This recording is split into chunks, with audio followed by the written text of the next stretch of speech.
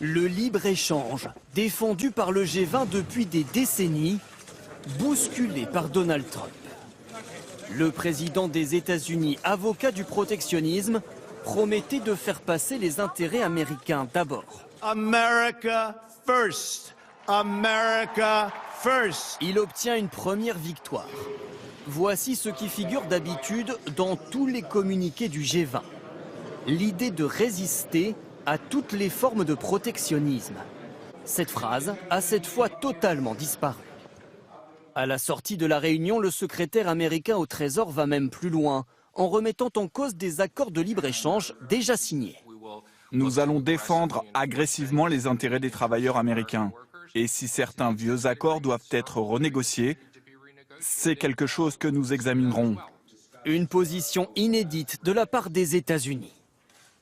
Pour la première fois depuis longtemps, dans le communiqué du G20, on ne se prosterne plus devant les vaches sacrées que sont le libre-échange, la régulation financière internationale, un système économique multilatéral. Pour la première fois, Donald Trump veut donner un coup d'arrêt à cette dynamique. Un climat tendu, avec face aux États-Unis des Européens fermes sur leurs principes. Nous voulons plus d'échanges et certainement pas plus de barrières. Et dans ce bras de fer, autre victoire de Donald Trump. La référence aux accords de Paris contre le réchauffement climatique a elle aussi disparu. Donald Trump met sa menace à exécution et déclenche une guerre commerciale avec l'Europe. Son secrétaire au commerce annonce aujourd'hui que les négociations n'ont pas suffisamment avancé et que par conséquent, dès demain, Washington taxera les importations d'acier européen à 25% et celles d'aluminium à 10%. Une décision illégale pour Emmanuel Macron qui appellera ce soir Donald Trump à ce sujet.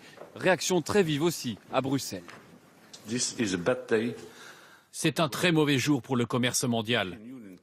L'Union européenne ne peut pas rester sans réagir. Ce qu'ils font, nous pouvons faire exactement la même chose. C'est totalement inacceptable qu'un pays impose des mesures unilatérales quand il s'agit de commerce mondial. Le préjudice s'annonce énorme pour les sidérurgistes européens. Les Allemands exportent plus d'1 milliard d'euros d'acier aux États-Unis. Les Français, 251 millions d'euros. Bruno Le Maire, qui recevait ce matin le secrétaire américain au commerce juste avant sa décision, le prévenait. Le commerce mondial, ça n'est pas règlement de compte à hockey choral. Ça n'est pas chacun attaque l'autre et puis on voit qu'il reste debout à la fin. L'Europe a déjà dressé la liste des produits américains qu'elle va taxer en représailles. Le jus d'orange de Floride, les cranberries, le beurre de cacahuète, le tabac, les piles électriques ou encore les jeans. Au total, 340 produits qui subiront 10, 25, voire 50% de taxes. La guerre est bel et bien déclarée.